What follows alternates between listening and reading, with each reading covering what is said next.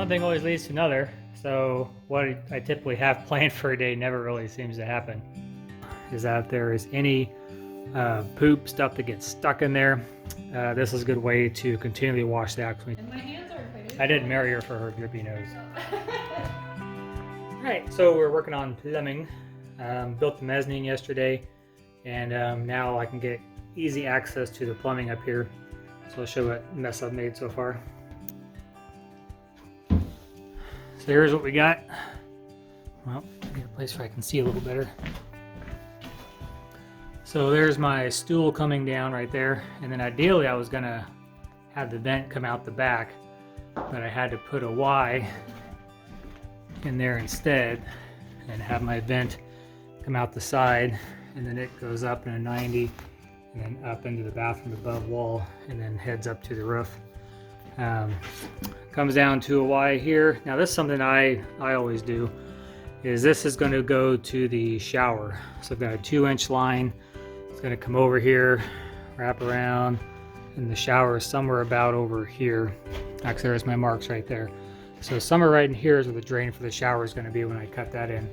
The reason why I always route that around to the back side of the stool is that if there is any poop stuff that gets stuck in there, this is a good way to continually wash that. When you take a shower, you're typically putting 20-30 gallons or so down the drain. That's quite a big rush running through this pipe. So I like to put the shower one on the very end. That way it helps to clean the pipe out. I've got a clean out set up here. It's a little bit tight quarters, but I think it'd be fine to get a clean out if you ever need to get in there. On the stool side, I've had to get a clean out there. If something gets stuck in this pipe arrangement, I'm gonna have to go through the stool. Not the best or ideal situation there, but as you can see, if I stuck it out on this side, I would be quite a bit high up in the air. What is this? This is 15 feet up, I think, to get to that pipe drain. I could try to do it from this side, but that would be difficult too. So I decided to put it over here instead, and I can always just run down the stool if I need to plunge it or run a snake down it. Came across, this is the vanity sink. This is one of them. Comes down, tees in here. Typically you don't want to have this coming out the side like that. You want it to be on top and to kind of dump into your main. But because of the ceiling height, I couldn't do that on this part. Even if I raised it up, as you can see over here, I raised it clear up to the top, and I could just get a 45 in there with enough slope to let the water drain.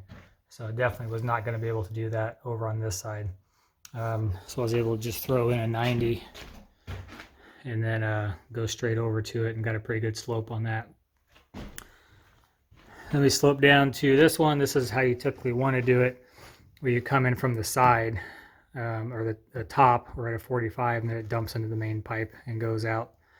I was not able to get low enough. My original plan was I was gonna get underneath, right underneath here. I'm about a 1/2 inch high. Not only by eyeballing it, but you can also do a cool little trick here. Shine my light in there. I don't know if you can see that. Let's see if I can zoom in. Maybe not. Oh, there we go. You can see I'm about a 1/2 inch high. So that gives me a straight shot of light so I can see exactly where I need to cut at. So, pretty cool trick. If you're ever doing plumbing, I mean, some things you really need is extra parts. I went to that builder's auction. I go there quite often when they have it. I had bought 2 tubs of fittings, probably 4 years ago, 5 years ago.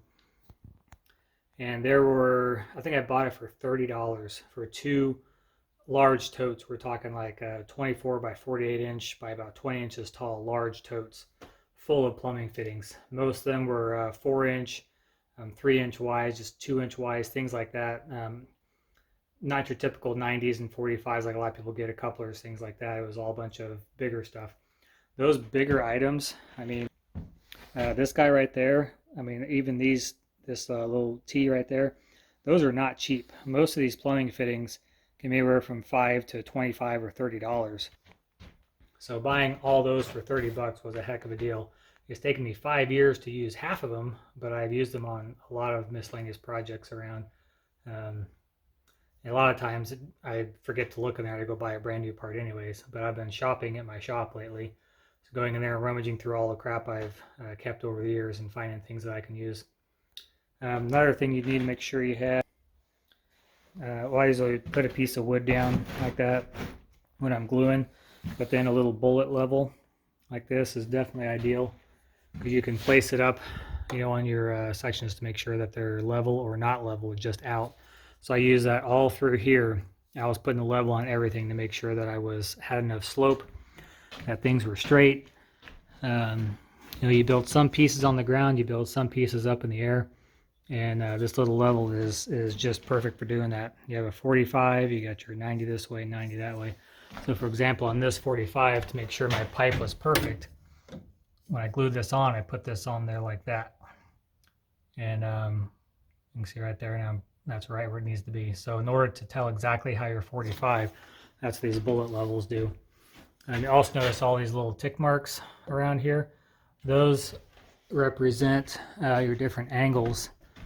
So for example here, if I line these up, I know that this is perfectly in line with the one on this side. So this 90 degree Y is 180 degrees off from this Y. I did it up here too, where that one lines up with here. Now this way you can't tell it is sloped just a tiny hair. I don't know if you can see that or not.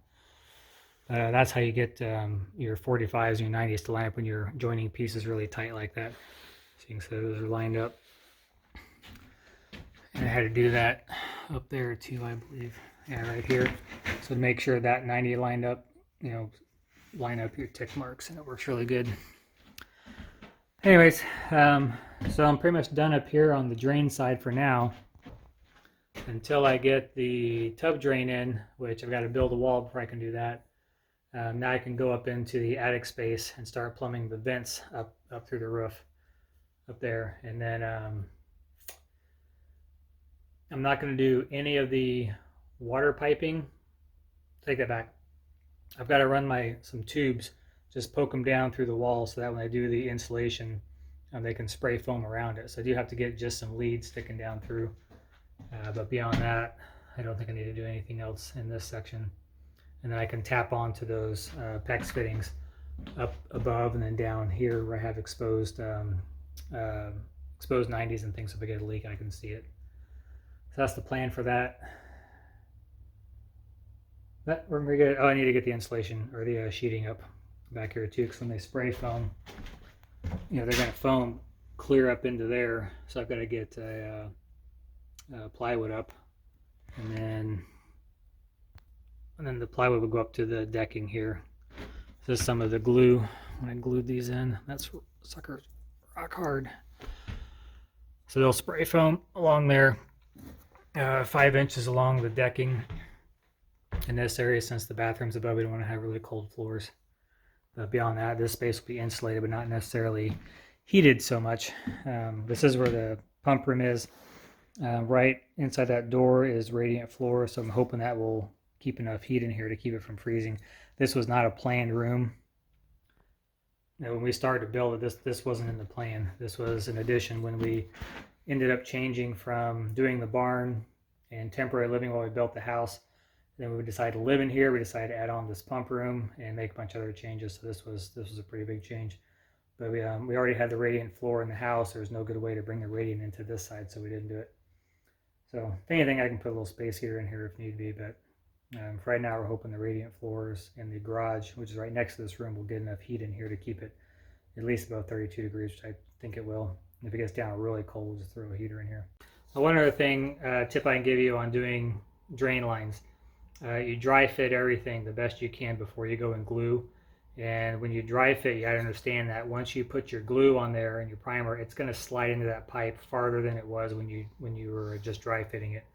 So you need to account for that. It's typically around a 1/2 inch or so. So when you're cutting your pipes, cutting them a 1/2 inch long will definitely save you from the headache of having a short pipe. As you can see here, these are cutoffs from pipes that I cut too long. You know, some of them when I'm fine tuning it, you know, some of these are down to, you know, 1/4 inch or so. So it's better to cut long cut your pieces long and then dry fit them and then cut them back versus having a short piece. If you have a short piece, you got to throw it out and start all over again. If you have a long piece, you can nip off a little bit at a time, dry fit it until you get to where you want it. But just remember, when you dry fit, you're never going to get those pipes all the way in as far as they will if you have your glue on there. The lubrication will just slip it in, you know, an extra ½ inch farther than you may expect. So always try and account for that. Otherwise, it really sucks when you mess your pipes up and you have to redo things, especially when you get into a tangled mess like I've got here. You know, if I were to mess up this one and I glued it, this is big enough where I could get upset at myself. I could cut it and put a coupler in there. But, you know, some of these things, that's getting kind of tight there. You know, it's not fun when you have to cut stuff and redo it. So leave yourself an extra, or account for an extra ½ inch. Cut long, nip it down as you dry fit before you glue everything together. Oh,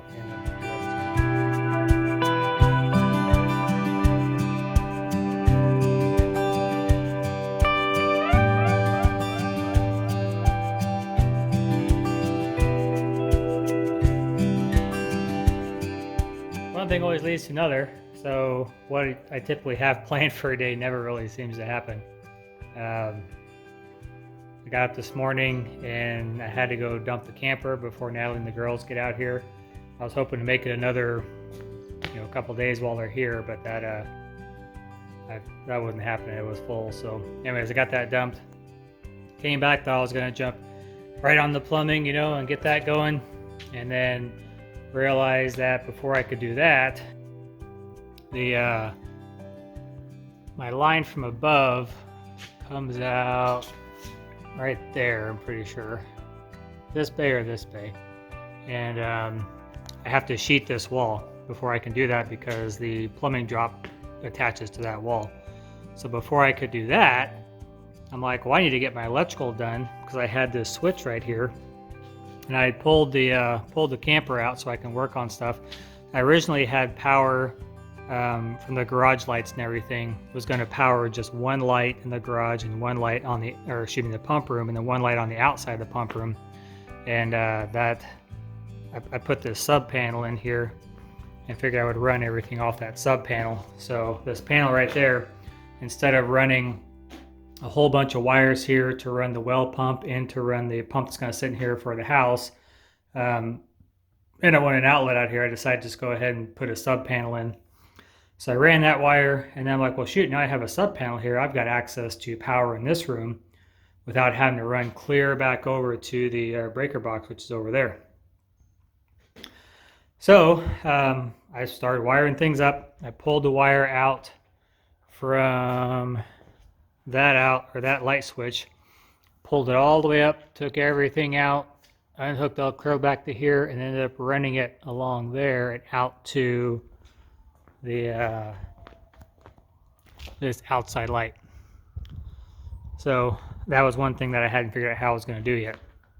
So in that process, I was like, well, I better start wiring stuff up in here because once this wall is closed up, I can't get to it. So I went ahead and I already had this box in, and I decided I'm going to do a double switch here, one for the inside lights, one for the outside light, and I'll go ahead and put an outlet here. And I thought, well, I really need to have an outlet on this side of the wall. So I went ahead and put an outlet over here. I know this is where the filters and everything are going to go, so I got to have my UV light, and then I'll put an outlet over there that's going to run the pump. It's got to be on a separate breaker. One outlet here for the UV light and some other stuff. So I ran that wire, and I was like, well, I might as well get the lights done because up there is going to be insulated. So I had to run power at least to that light, and then I had to do the outside light. So the outside light runs along there, comes down and pops out right there, and then we're eventually going to put a soffit out there that light will go into. So I pretty much ended up wiring everything. I put more lights out here than I expected. To put a light up there. When I built this mezzanine, that's going to cause a lot of darkness, so I had to add a bunch more lights. So instead of just one light on the ceiling, I now have 4 lights, 2 on the top and then 2 here on the bottom. Got that done. I was like, well, hey, I might as well put some outlets out here too. So I came off that outlet, put one there, came off that outlet, put one over there. So now I think I'm finally ready to start sheeting this. Got to do a little bit of cleanup. get the leaf blower out, blow things off. It's got a nice clean surface to work on and roll around on. And then start sheeting this whole side. And if I'm lucky, I got to stop at this beam support right there for my main beam. So there'll be a section right there where I can stop at. So my goal is to get that done today, and hopefully maybe even get the first row on the bottom, maybe start working up. But I need to get all that done, and then I can start poking my plumbing through. I have to run this wall all up before they spray, because they're spraying the roof deck here. And so I have to have sheeting clear up to that line right there. So when they spray it, they got something to spray against. So that's that. Luckily it's a beautiful day out. It was about 30 this morning, but it's warming up nice, and it's nice having both these doors open and get a little breeze through here, and it's wonderful. So anyways, start knocking this out. I only insulated it up to there. That's the only part that's exposed to the outside walls. All this inner section is pump room, so I need to insulate that. Just insulate the exterior walls.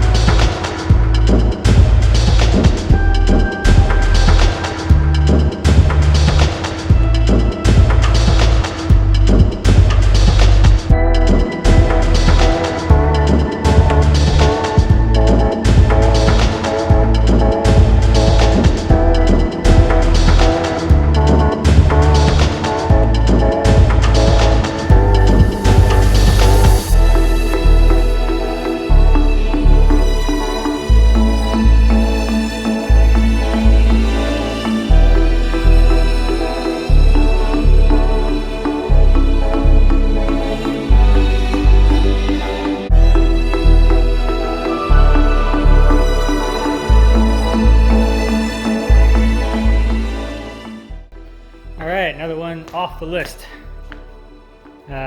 It's weird getting things that are actually done.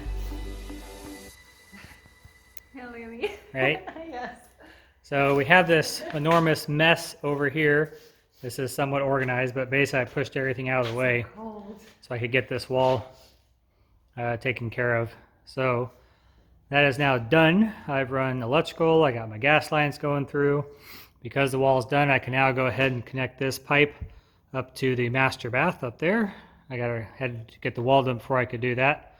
Added some outlets I didn't plan on adding, those two, that one. I ended up wiring the pump room. I built the mezzanine in the pump room. So yeah, it's doing pretty good. So tomorrow I'm gonna do that wall and start on that wall. Or I'll work on the plumbing. Actually, it's supposed to be sunny, so I'll probably do that since I can use the drills and everything, the saws and compressors without any worries.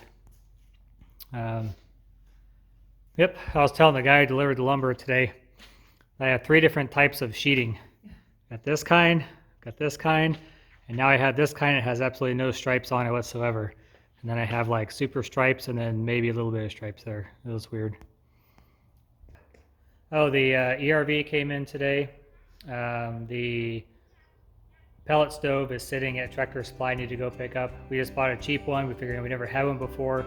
The reviews are either we love them or we hate them. So we figure we're not going to spend money on a big fancy one. We're just going to get a cheapo and try that out and see how it works. If it falls apart, it's not that big of a deal. The expensive one has had kind of these, so. What? The expensive one, I was saying, had really the same reviews, so. Yeah. I don't want to go spend $4,000 or $5,000 on an expensive one that dies, where we could get a much cheaper one, and it's not going to hurt as much if it dies, so, or it doesn't work. So nice when you're talking to no one over there. There's no one there, see? You don't look at me when you're talking. My nose is running. You don't want to show her when it's not dripping out of your nose? It's so sexy. I'm not looking at you. Let's see it. No. It's cold. And my hands are faded. I didn't marry her for her drippy nose.